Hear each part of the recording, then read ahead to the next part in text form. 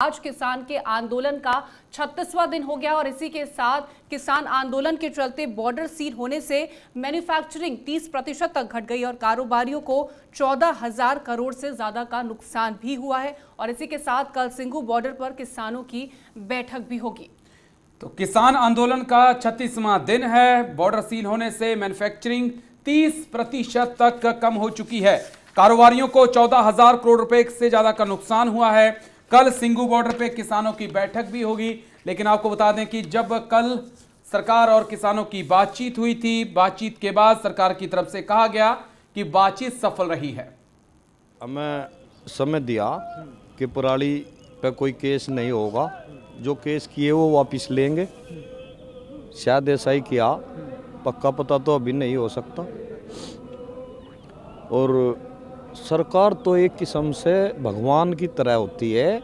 जिस उम्मीद पे इस सरकार से इस भारतवर्ष ने मोदी जी को चुनाव में जिताया और उसकी हर बात मानी, उसी तरह से मोदी जी ने इस किसान की मजबूरी समझते हुए उनके लिए कोई लाभकारी काम नहीं किया।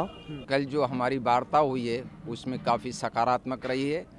हमारी 4 मांगें थीं, 4 में 2 मांगें बिल्कुल कंप्लीट हो गई हैं। रही बात 2 मांगों की, तो तीसरी मांग जो एमएसपी वाली है उस पर भी हमें ये है कि ये हो ही जाएगी।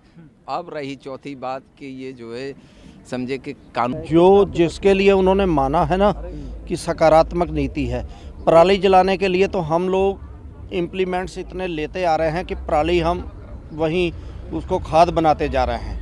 वो इतना बड़ा मुद्दा नहीं रहा। हम पराली को तो कर देंगे 2-4 साल में, बिल्कुल ऐसा हो जाएगा कि हम खुद नहीं चाहेंगे जलाएं पराली, हम उसको खाद बना देंगे। ऐसे ऐसे औजार आ रहे हैं। रही बात बिजली की, तो जो कह रहे हैं 2 से ज़्यादा भैंसें कोई रखेगा तो वो कमर्शियल इलेक्शन वो देगा।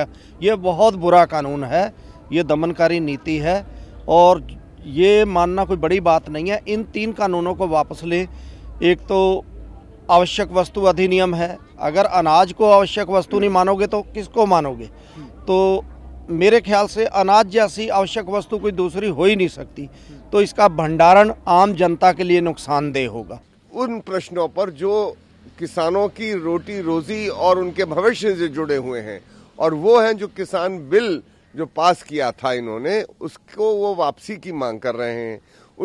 वो जुड़ा हुआ है, उनकी जमीन से जुड़ा हुआ है, उनका कृषि उत्पादन से जुड़ा हुआ है, उनके कर्ज से जुड़ा हुआ है। उन सवालों पे उन्होंने कोई भी अभी सहमति नहीं बनाई है।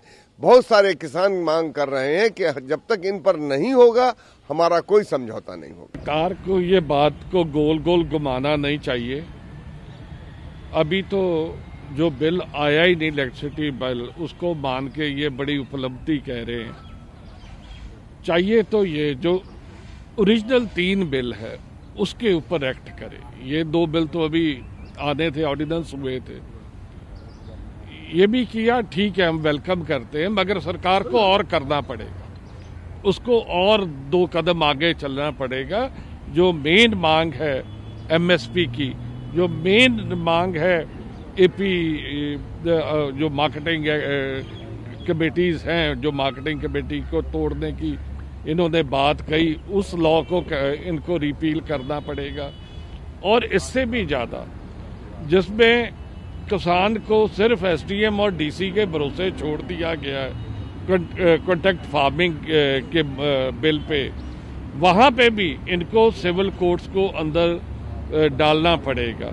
सो मैं समझता हूँ कि सरकार को अभी और करना है, जिससे पहले कि ये अपनी छाती पीट सके और अपने जो है अपने सर पे ये कलगी लगा सके।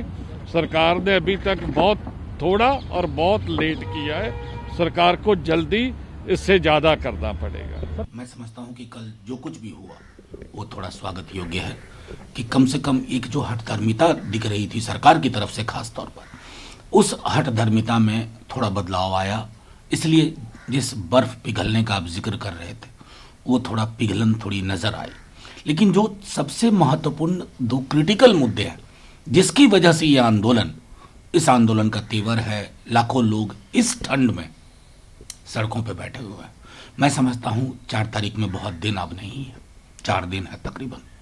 सरकार को एक बार खेतीहर समाज के नजरिए से खेत खलिहान के सरोकार को सोचना होगा, तभी जाकर के मैं समझता हूं कि इसका एक स्थायी समाधान निकलेगा और लोग वापस अपने घरों को जा सकें। जितने भी बीजेपी के सांसद हो, मंत्री हो, पूरे देश भर में भ्रमण करके हम लोगों ने किसानों से भी वार्ता किया है। ये जो किसान का आंदोलन है कहीं ना कहीं से प्रायोजित भी है, लेकिन फिर भी सरकार हर मोर्चे पे, यहाँ तक प्रधानमंत्री जी ने भी अपने मन की बात में भी और हर सार्वजनिक जगह में हर जगह उन्होंने बयान दिया है कि किसान का जो भी मुद्दा है हम सुलझाएंगे। सरकार एकदम इस मुद्दे पे एकदम मतलब एकदम अथी है कि हम इस मुद्दे को जरूर सुलझाएंगे और किसान के जो भी मुद्दे हैं उसको हम 100% सॉल्व करेंगे। 2014 में किस सरकार हमारी एनडीए की बनी, माननीय नरेंद्र भाई मोदी हमारे प्रधानमंत्री बने, तो अब से आप देखेंगे कि सरकार का जो भी योजना आया है सबसे ज्यादा लाभ अगर किसी को मिला है तो गरीब भाइयों को मिला है, गरीब लोगों को भारत के मिला है।